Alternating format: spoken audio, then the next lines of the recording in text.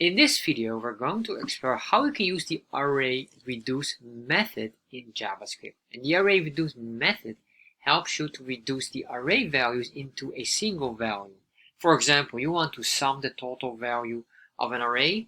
With array reduce, you can do this very quick and easy. So let's explore how we can do this. But before I continue, if you want to learn about Chart.JS, check out my Chart.JS Udemy course.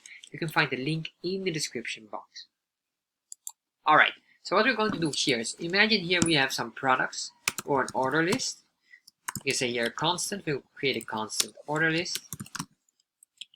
And in our constant we have multiple products that have been ordered, but these are only the numbers. So we're going to put in the price here. Let's say that we pay $10 for a specific product, $15, $20, and we have one for $55. So here we have the total. Here we have an array, but what we want to do now is we want to sum all these values here. With the array reduce method, we can do this. So all what we have to do is first we indicate the array, which is order list. So we say order list, and then we put in here dot, and once we did that, we put in here the reduce method, and then in here we're going to indicate the function. So basically here we're going to indicate the following. We'll say here total, and this can be any number or any name variable you want. But I'm just going to use total because it's easy. Total, and then we say here amount. Indicate that this is the total and this is the amount. Alright, so once we did that, I'm going to put in here another parenthesis. And then within here, we'll start to put in, we're going to assign with the arrow operator.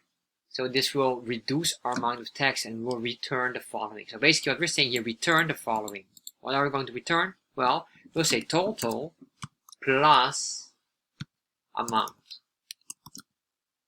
So every time, so basically what we're going to do is, it will loop through this here. So we'll say here 10, this will be this total 0 plus amount 10. Alright.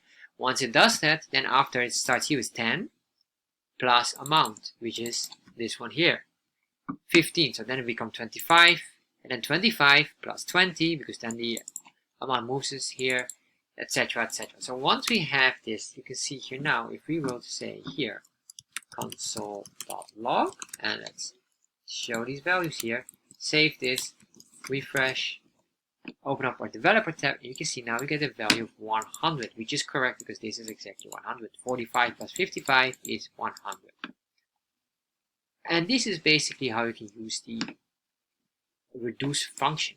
And this can be useful because this I'll be using very soon for using to calculate the averages of a certain value. Here we can even do the average by dividing this amount, divide by 4, and you can continue on, etc, etc.